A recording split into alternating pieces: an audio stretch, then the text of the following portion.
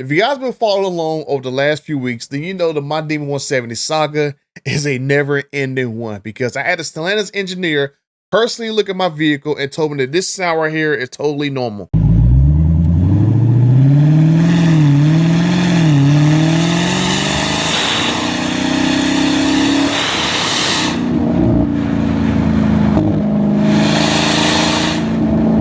And then after he left, I had this sound right here.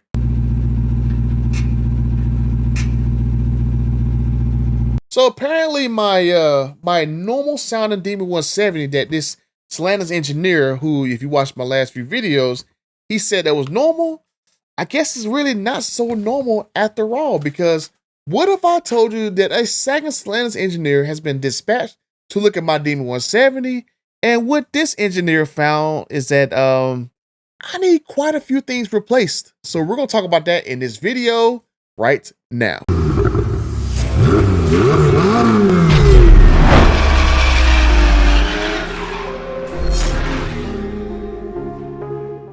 Okay, I'm over 44,000 friends, and the 72% of you guys who are watching this videos, but not subscribe, help a butter out to try to get to my first milestone of 50,000 subscribers. Because I need help here, man, because it hurts my feelings whenever you guys don't subscribe to the channel. Just like this engineer, I use that quote engineer very loosely. They're gonna try to write this paperwork that I don't know what I'm talking about here. So kind of refresh your memory, you can watch this video right here where I was really pissed off, and I'm gonna be pissed off again just reading this little section. The field service consultant test drove the vehicle and confirmed normal operation. Conclusion: no abnormal issues found. Air intake noise under heavy acceleration is normal for this vehicle's design and performance level. The vehicle is operating as designed at this time. So this engineer, loosely engineer, is gonna try to tell me that this right here is normal.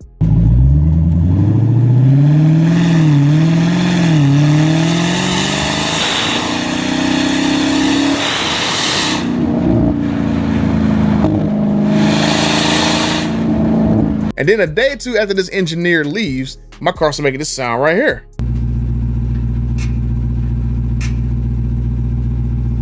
And then I got this check engine light right here.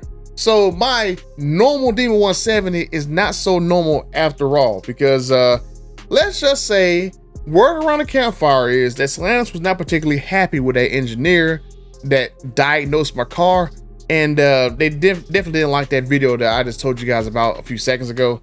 So Stellantis basically went and talked to my dealership in the background again to see when I was going to actually have my Demon 170 back in, so they could dispatch a second engineer to overlook my Demon 170, because apparently this first one didn't do his job. And so I'm going to love, once I tell you guys exactly what's going on, how this one engineer going to try to tell me I don't know what I'm talking about, and I'm going to have another piece of paper in my hand of all the things that needs to be replaced in my car, and we're going to see just how good this engineer really is.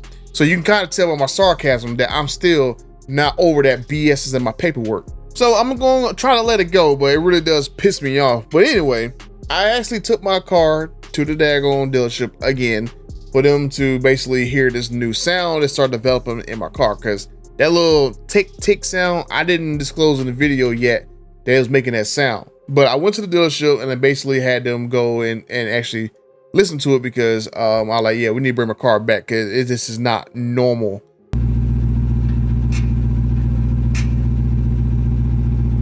So my service advisor, she used her little tablet device and took a video clip, put a tablet underneath my car, and you can hear my car tick, tick, like every 42 seconds, like clockwork. Like every 42 seconds, tick, tick, tick, tick, like nonstop.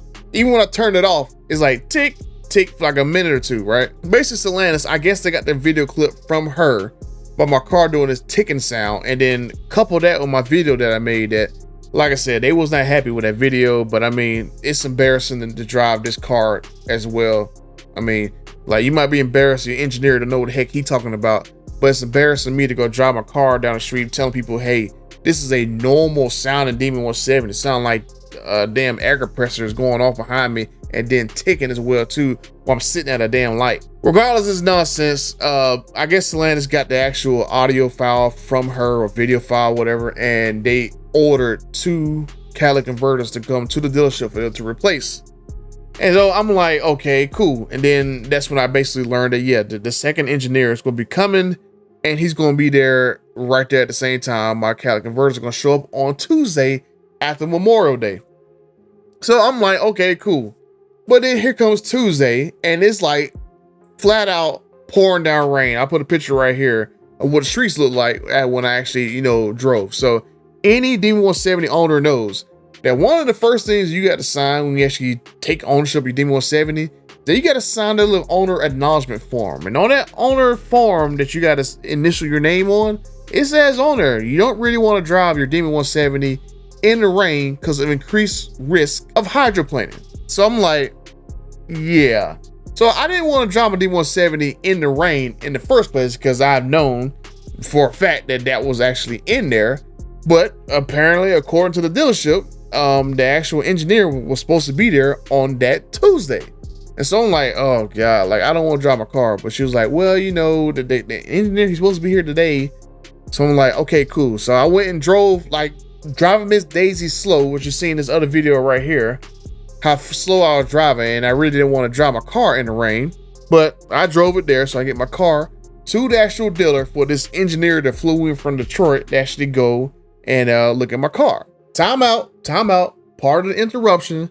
But if you're looking to upgrade your ride, do not sleep on these deals.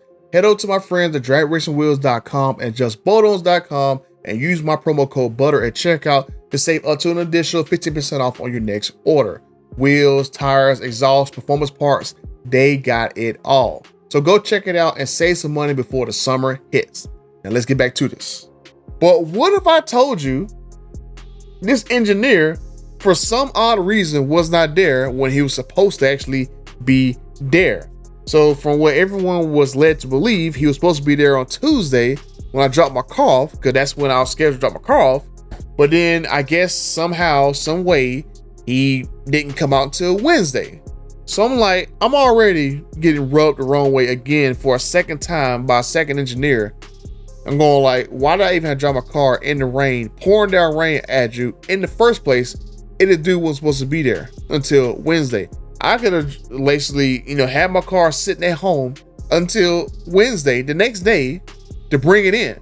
Because come to find out, I heard that he didn't show up until like Wednesday afternoon, after like about 3-4 o'clock in the afternoon. So I'm going like, I had plenty of time to have my car at home, safely locked up in my garage, out away from the rain, because it was only drizzling on Wednesday compared to like pouring down rain.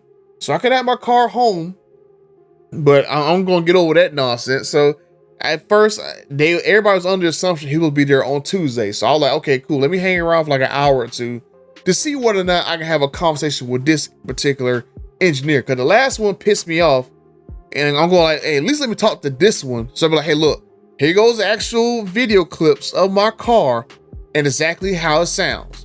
Here's the situations of exactly what's going on with my car and exactly when it started. And I want to actually have a conversation with him that way I can go ahead and make sure that for a second time, I don't get another engineer trying to sit here and trying to tell me that I'm stupid and I don't know what in the world a supercharger whine is, air intake sound is, and exhaust sound is. That's basically how this piece of paper makes me feel like I'm freaking stupid. I don't know what the mix-up was, but he didn't show up until Wednesday. So that rubs me the wrong way. I drove my car in the damn rain for like no reason, right?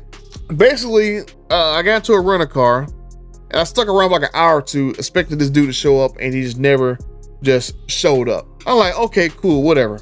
Basically, from what they were telling me from when the engineer, he finally came in and looked over my car, you're basically telling me that literally my whole my whole exhaust system from front to back, the entire thing has to be replaced. Now, I don't understand how in the world my entire exhaust system in my car has to be redone and replaced or whatever, but that's basically what's going to happen in my car.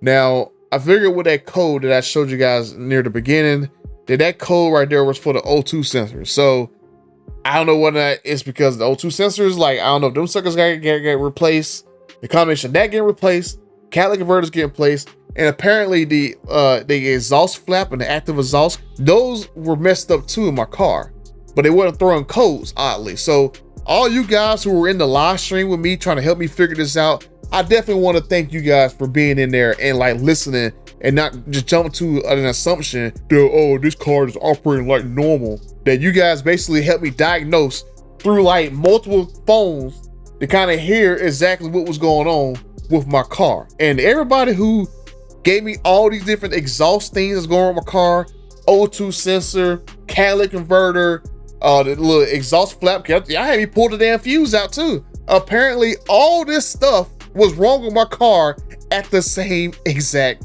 time. So all you guys who were basically giving me all these exhaust stuff, all you guys were right.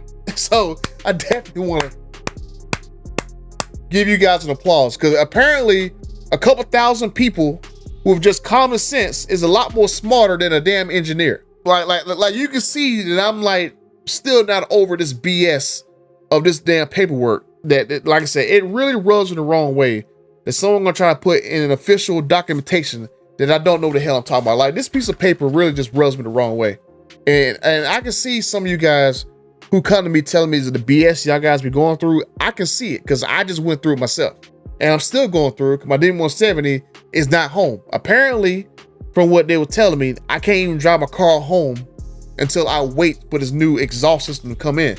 They gotta build this whole brand new exhaust system from scratch and ship it to the dealership and for them to put on my car. I think the only thing that's gonna be reused on my car is basically the exhaust tips that's under the bumper. Other than that, everything else from soup to nuts is getting replaced. So hopefully, I'm like cross my fingers. Hopefully, you know, all this stuff right here is going to be the end of this BS with my car, and I can finally drive my car like it was designed to be driven. I mean, this is a